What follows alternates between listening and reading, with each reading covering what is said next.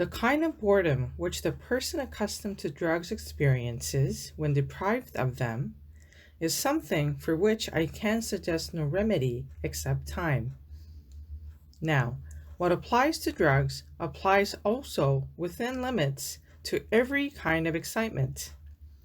A life too full of excitement is an exhausting life, in which continually stronger stimuli are needed to give the thrill that has come to be thought an essential part of pleasure. Lack of rain is perhaps the most harmful of all weather conditions, as it robs future generations, as well as the present one, of huge amounts of food and creates the prospect of turning large areas of good ground into deserts. The challenge of man-made rain is therefore a serious one. Does history give us any information about our own prospects? And if it does, what is the burden of it? Does it spell out for us an inexorable doom, which we can merely await with folded arms, resigning ourselves, as best we may, to a fate that we cannot avert or even modify by our own efforts? Or does it inform us, not of certainties, but of probabilities or bare possibilities in our own future?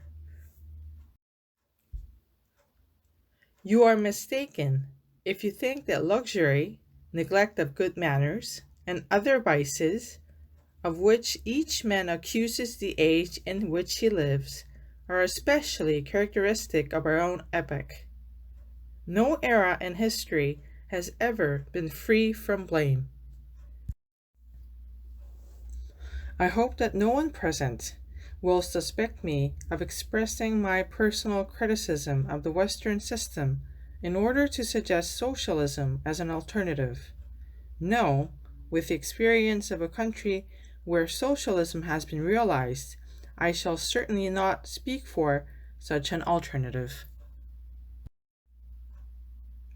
For 3 years, he worked his way through school. Then in 1890, he enrolled at Iowa State College. 4 years later, he took his degree in agriculture, having earned every penny of his expenses. His work had been so outstanding that the college authorities asked him to remain as a teacher. He sat in silence, and when spoken to, answered in monosyllables.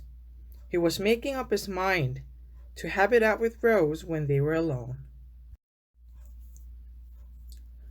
The human being seems to be a person who jumps mystically to conclusions, yet who never loses hope of being able to reason others into the same conclusions.